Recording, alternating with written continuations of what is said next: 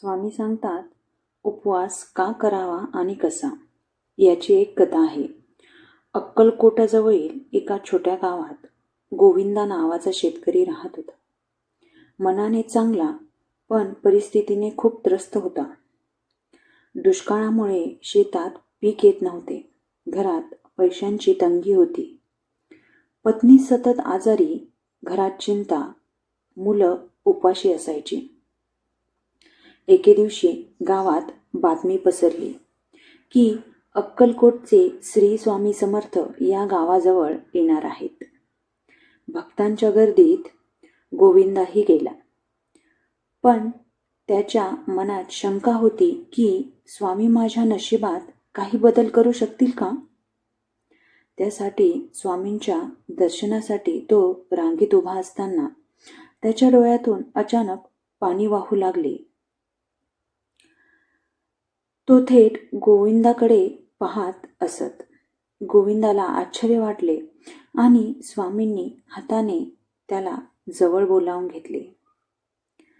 गोंधळलेल्या गोविंदाने विचारले, स्वामी, माझं नशीब एवढं वाईट का आहे? माझ्या घरी सुख येईल का हो? स्वामी समर्थ शांतपणे हसले. त्यांनी एका पानावर थोडी माती घेतली आणि म्हणाले, ही माती जशी कच्ची आहे तशी तुझी श्रद्धा देखील कच्ची आहे. ती जरा भाजून घे, म्हणजे ती मजबूत होईल. उपवास कर, नामस्मरण कर आणि तुझा दरवाजा उघडायला मी स्वतः येईल. मग काय तर गोविंदाने ठरवले. पुढच्या गुरुवारी गोविंदाने पहिला उपवास केला. दिवसभर श्री स्वामी समर्थ जप केला. मनात शांतता येऊ लागली. त्याच्या घरातील वादाचे वातावरण थांबले. पत्नीच्या आजारात थोडी सुधारणाही झाली. असे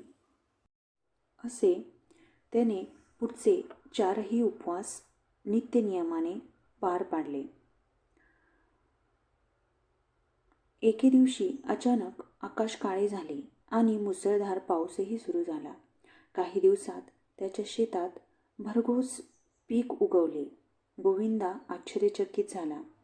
तो पुन्हा अक्कलकोटाला स्वामींच्या भेटीस गेला. म्हणाला, स्वामी, तुम्ही माझं नशीब खरंच बदलवलं. स्वामी हसले आणि म्हणाले, नशीब मी नाही बदललं, तो उपवासाने स्वतःचं मन बदललं. मन बदललं म्हणजे नशीब आपोआपच बदलतं. उपवास म्हणजे फक्त अन्न न खाणे असं नाही, तर उपवास म्हणजे मन शांत करणं आणि श्रद्धा वाढवणं. श्री स्वामी समर्थ. या कथेतून स्वामींना असं सांगायचं आहे की भक्तांनो, उपवास म्हणजे फक्त अन्नाचा त्याग नव्हे, तर मनाची शांती, श्रद्धा वाढवणे आणि गैर मिटवणे होय. श्री स्वामी समर्थ. सेवा करा आणि सेवेकरी व्हा.